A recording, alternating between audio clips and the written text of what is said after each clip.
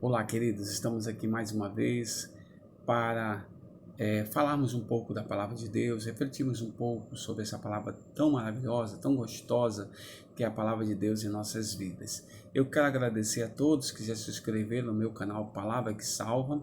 Se você estiver assistindo agora e quiser se inscrever também, fique à vontade, Deus abençoe sua vida. Também você pode dar um gostei ou não gostei, isso será interessante para o vídeo e para a relevância no YouTube. Então eu quero compartilhar com vocês Isaías capítulo 6, que diz assim: No ano da morte do rei Uzias, eu vi o Senhor assentado sobre um alto e sublime trono, e as abas de suas vestes enchiam o templo. Serafins estavam por cima dele, cada um tinha 6 asas, com 2 cobriam o rosto, com 2 cobriam os pés e com 2 voavam. E clamavam uns aos outros, dizendo: Santo, Santo, Santo é o Senhor dos Exércitos, toda a terra está cheia da sua glória. As bases do limiar se moveram em a voz do que clamavam, e a casa se encheu de fumaça. Então disse eu: Ai de mim, estou perdido, porque sou um homem de lábios impuros, habito no meio de um povo de impuros lábios, e os meus olhos viram o Rei, o Senhor dos Exércitos. Então um dos serafins voou para mim, trazendo na mão uma brasa viva que tirara do altar com uma tenaz. Com a brasa tocou minha boca e disse: Eis que ela tocou os teus lábios, pois a tua iniquidade foi tirada e perdoado o teu pecado. Depois disto ouvi a voz do Senhor que dizia: A quem enviarei? Quem há de ir por nós? Disse eu: Eis-me aqui, envia-me a mim. Glória a Deus, louvado seja o nome do Senhor para todo sempre. Queridos, quando você vai numa igreja, em qualquer uma das igrejas, você sempre vai, se você atentar um pouco, você vai perceber a liturgia do culto. A liturgia é a forma como esse culto ele é desenvolvido durante aquele tempo. Geralmente é 1 hora e meia de culto. E aí esse culto tem aquela liturgia, né? Você vai, às vezes vai um lá, o pastor inicia orando, depois o grupo de louvor entra, depois há testemunho, depois há avisos, vem a palavra de Deus, né? Vem o apelo. Tudo isso acontece no culto dentro de uma ordem, né? Uma ordem. A liturgia do culto é essa ordem. O livro de Isaías, e essa visão de Isaías do capítulo 6, ele veio nos falar de um culto, mas um culto racional, um culto interno, que deve acontecer independente de onde eu estiver, independente do local que eu estiver. Algumas nuances que precisam existir para que esse culto ele seja vivo em mim. Então vamos lá.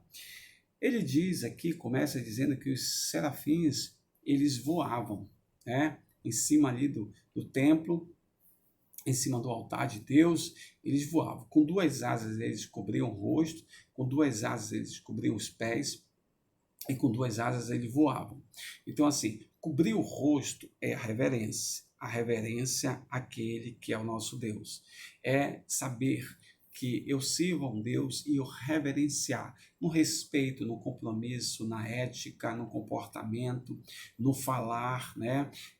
Da forma que eu me expressar para Ele. Então, o meu corpo deve ter reverência ao Senhor, porque esse corpo está respeitando aquele que é o Deus Todo-Poderoso.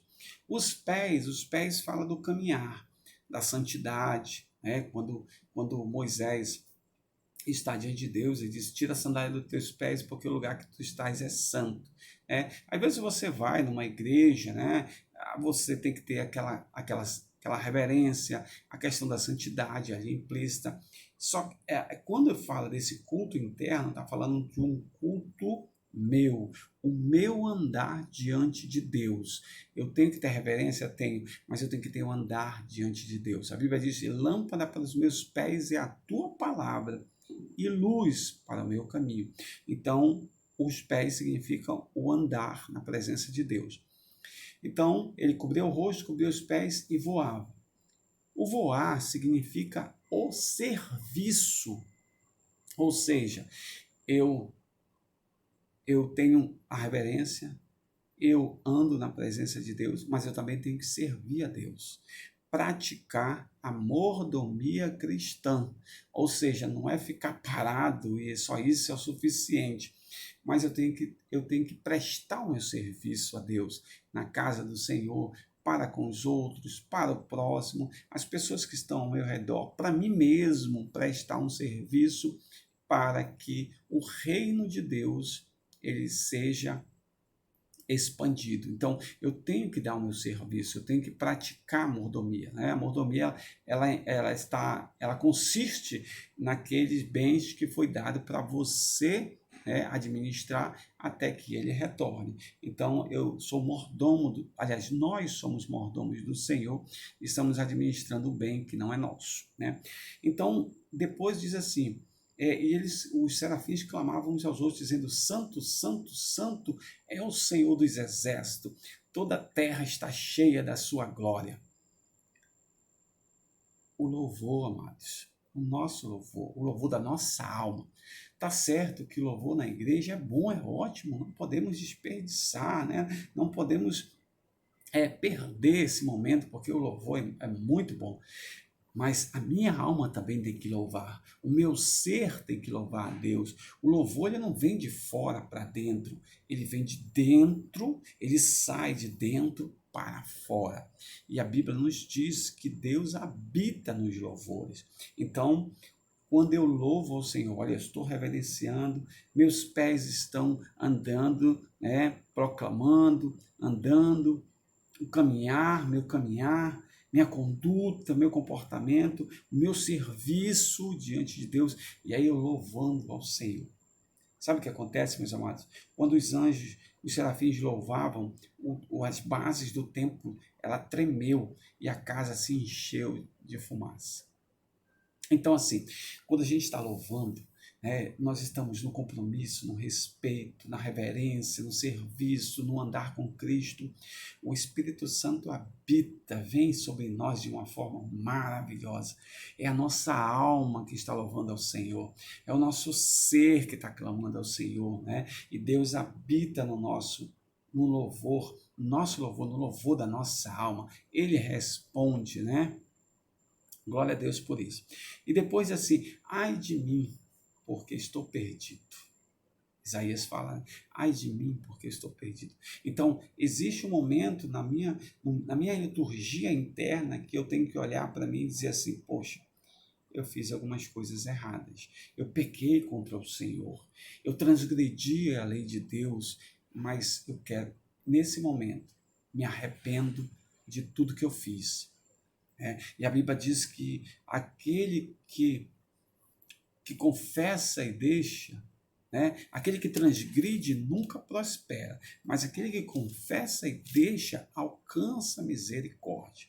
Então, um dos passos para que esse culto venha a valer em mim é eu entender que eu também erro diante de Deus e dos homens e que eu tenho que me arrepender dos meus pecados. João Batista, ele anunciava e dizia, arrependei-vos e convertei-vos porque é chegado o reino de Deus.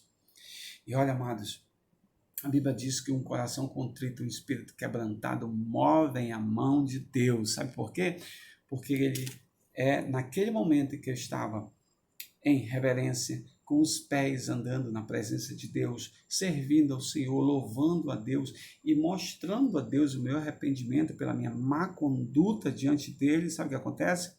A Bíblia diz que com ele está o perdão para aqueles que o temem. Ele enviou um anjo, pegou lá uma brasa viva e tocou nos lábios, purificou. Olha só como Deus é maravilhoso. Então ele purifica a nossa alma, ele purifica o nosso ser, ele purifica o nosso coração, desde que a gente peça ao Senhor perdão por tudo aquilo que cometemos diante dele, né? Outra coisa que é interessante, amados, quando toda essa situação ela acontece, né? Eu estou ali louvando, meu corpo está louvando. a minha alma está cultuando a Deus, o meu ser está buscando a Deus, eu me arrependo, eu confesso meus pecados, eu estou diante de Deus, né? Deus me purifica de todo pecado, Deus me perdoa pelas minhas transgressões. E aí o que acontece? Acontece aquele momento que a gente chama na liturgia oficial da igreja o apelo, né? E aí Deus diz assim para nós: quem há de ir por nós? Quem há de ir por nós? Isaías, depois que ele passou por esse processo interno, passou pelo conhecimento da reverência, andar em santidade com Deus, né? A mordomia cristã, o poder do louvor, o arrependimento, o perdão, e ele foi purificado. Ele disse assim: Senhor, eis-me aqui, envia-me a mim. Sabe, amados, quando o Senhor nos faz passar por esse processo desse culto interno, né, a resposta sempre deverá ser essa: Senhor, eis-me aqui. O que tu queres que eu faça, Senhor? O que eu não estou fazendo que tu queres que eu faça, Senhor? O que tu queres que eu faça no futuro, no presente, agora, Senhor? O que tu queres que eu faça? Como tu queres que eu proceda, Senhor Deus amado? Senhor, qual é a tua vontade na minha vida? Ou seja, você está dizendo assim: eis-me aqui, Senhor, envia-me a mim. Faz prevalecer a tua vontade e não a minha. Agora eu estou na tua presença, meus lábios foram purificados, meu coração está aberto para ti, a minha alma está sarada, o meu ser, né, te reverencia, e aqui está o meu corpo, aqui está minha alma, aqui está minha mente, pronta para te servir com mais amor, com mais dedicação, com mais serviço, Senhor. Me envia, Senhor, para onde tu queres que eu vá, o que tu queres que eu faça, Senhor Deus, envia-me, Senhor. E olha, amados, o Senhor faz soar com a sua voz, a voz do Espírito Santo, no teu ouvido agora, dizendo assim: quem há de ir por nós? Se eu te chamar agora, você vai? Se eu te chamar para uma grande obra, você vai? Eu tenho uma grande obra para você, você vai? Eu tenho algo para você fazer para mim, você vai? Qual seria a tua resposta? Você responderia igual Isaías? Ou você está pronto para responder igual Isaías, dizer assim: eis-me aqui, envia-me a mim? Ou, Senhor, espera um pouco, daqui a pouco, mais um pouco, e eu vou. Bom, é uma decisão que você precisa tomar diante de Deus, porque o culto racional está acontecendo todo o tempo, né? Todo o tempo a reverência, o serviço, a mordomia, o louvor, mas não esqueça o arrependimento, o perdão, mas não esqueça que diante de todo esse processo, o Senhor te chama. E Ele está te chamando para uma grande obra. Seja sensível à voz do Espírito Santo aos teus ouvidos e responda para o Senhor, como Isaías respondeu: eis-me aqui, envia-me a mim. Que Deus te abençoe poderosamente nesse dia. Que Deus derrame sobre a tua casa, sobre teus filhos, sobre a tua geração, sobre a tua família, sobre teus parentes, toda sorte de bênção, meus irmãos. Amém? Deus abençoe a todos.